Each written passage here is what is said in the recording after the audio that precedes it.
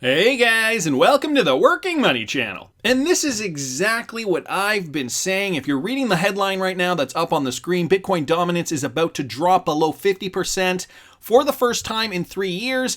And Bitcoin, well, it's not exactly what I've been saying, but it's along the lines of what I've been paying attention to. And if you guys have been following the channel, this is what's really going to get the altcoin market flowing. Bitcoin revisited recent lows near 52,000 on April 22nd as sustained weakness continued for the largest cryptocurrency. Traders await altcoin magic. And so you thought we were in an altcoin season? Wow, you're likely new to the space and you ain't seen nothing yet. Cointelegraph Markets Pro and TradingView revealed a lackluster day for BTC traders as BTC USD briefly dropped below 53,000 before stabilizing around $1,000 higher. The move came as Bitcoin was about to lose its market cap dominance supremacy to altcoins in what traditionally marks the real start of alt season. So guys, what are we paying attention to? We've got altcoins, we've got Bitcoin. Let's bring up the total to market cap. This is all altcoins, and right now it is just under $1 trillion. You can see up here it did reach just over $1 trillion. So let me put a horizontal line here to denote 1 trillion. This is 1 trillion up here, and we are getting our way back up there. Bitcoin dominance, let me bring that up. Here's Bitcoin dominance on the daily, and you guys can see getting below 50%. 50% down and around here approximately, denoted by this line, and you guys can see that.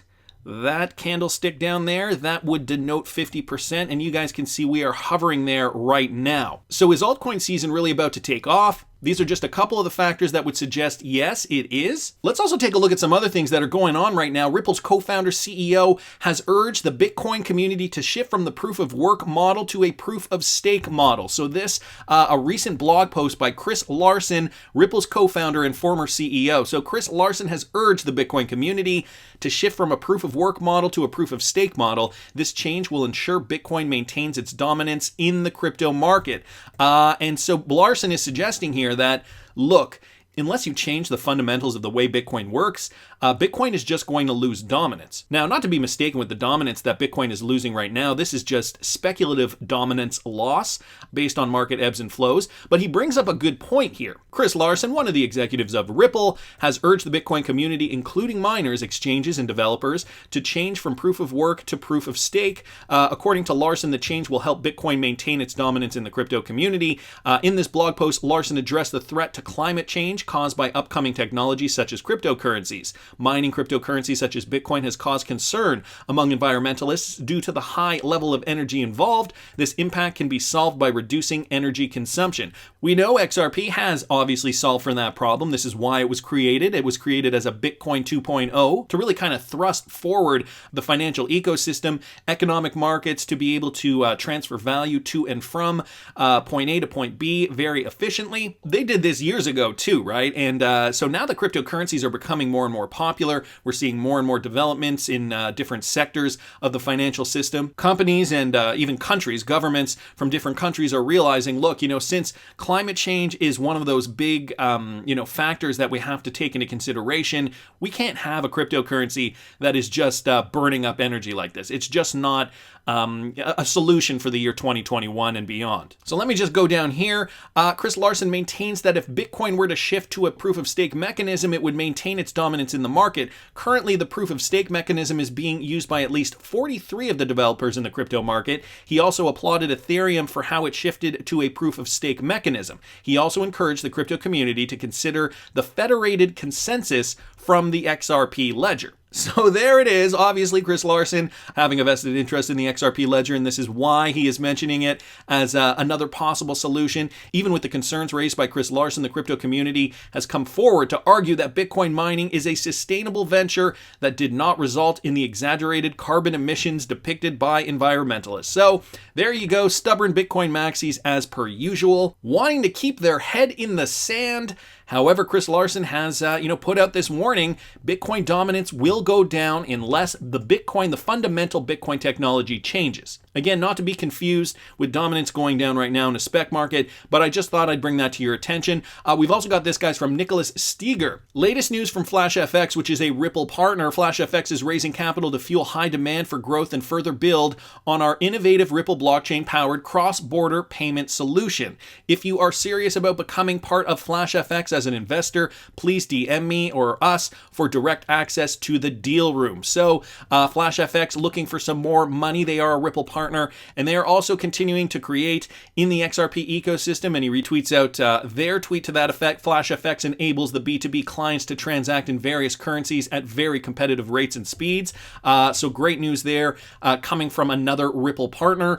And we've also got this, guys, from Ripple partner BitGo. This from Michael at Val5 Links. BitGo adds $600 million crypto insurance cover to lure institutional investors. So what's this all about? BitGo, the digital asset custodian that expanded to other business areas, has bought an insurance cover of more than $700 million to protect its crypto holdings from any kind of external threats. Announced on Wednesday, the crypto custodian company has added more than $600 million to its already existing 100 cover. I think that means $100 million cover, which it bought in 2019. It has tapped Lloyd's of London for its insurance requirements and partnered with insurance broker Woodruff Sawyer. So you know what this means, guys. More crypto coverage, more insurance on your cryptocurrency holdings means that more money is flowing in, likely institutional money. Let me also remind you that back in 2017, BitGo did build an enterprise wallet for XRP. So BitGo and Ripple joined forces to make it easier for financial institutions.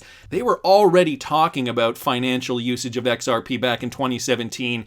And this is what they did back then. So for financial institutions and other customers to more securely hold their XRP. Today, BitGo announced that it will provide multi-signature security, advanced treasury management, and additional enterprise functionality for XRP, which will be integrated into the BitGo platform this year. So that was back in 2017. Now these guys are adding more insurance to cover institutional investments, coping up with institutional demand. The upgradation of the insurance cover came as institutional demand for cryptocurrencies is skyrocketing. So they are putting two and two together the same way I am. Institutional demand means, institutions demand a higher level of security for their cryptocurrencies, and BitGo is on the right track for that. From hedge funds to corporates, many major institutional players are now investing in crypto in some form or another. BitGo has already allowed its custodian clients to purchase their own dedicated excess limits above the company's 100 million cover since last year, and the recent addition of the 600 million is an extension to that program. Very interesting news there. I also wanted to point this out. XRPCRYPTOWOLF posted this. XRP, Binance Coin, Ethereum, and Doge are eating away at Bitcoin's market dominance. So back to the market dominance and look at the cryptocurrencies that they're choosing to mention. XRP, Binance Coin, Ethereum, Doge, all within the top 10 on crypto market cap. This goes back to the idea of crypto visibility, guys. That is all part of this narrative. So let me read you this. Bitcoin's dominance has now slipped to its lowest level since August of 2018. So this article also mentioning Bitcoin dominance, coming dangerously close to dropping below the psychologically important level of 50%. And we were just talking about this chart, 50%, that psychological level coming down and around here. We are now seeing Bitcoin dominance come in and around this very, very important level. And so Ethereum, the largest altcoin, Ripple affiliated XRP, as well as meme cryptocurrency Doge, are all chipping away at Bitcoin's dominance as investors are chasing monstrous returns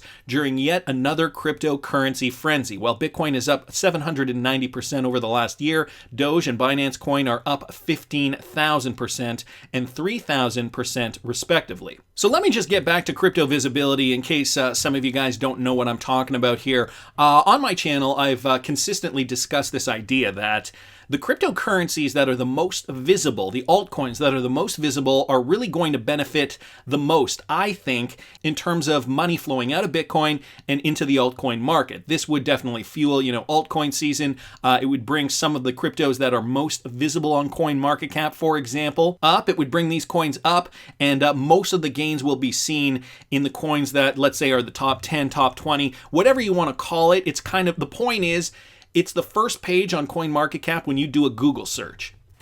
What are the top cryptocurrencies, right? And so what generally happens is people will fill in these search terms and, a list will show up, whether it's CoinMarketCap. I know in the past I've done this similar kind of search, and CoinMarketCap is one of the first things that comes up on Google. Of course, we have this here too, 10 best cryptocurrencies to invest in 2021. This is how people do their research, at least preliminary research. And so when you see the top cryptocurrencies with the top market caps like Bitcoin, Ethereum, Tether, well, no one's going to invest in Tether, Cardano, Polkadot, Ripple, XRP, Litecoin, and if somebody decides, okay, well, I need to find a list here, what they'll generally do is click on what they find on Google. They generally don't want to read articles. What they'll do is they'll go to a list and they'll see, okay, these are the top cryptocurrencies. Bitcoin, for example, it's $54,000. It's pretty expensive. Ethereum, Binance Coin, also quite pricey, especially if, you got to think the average retail investor is likely not going to be putting a lot of money into the market.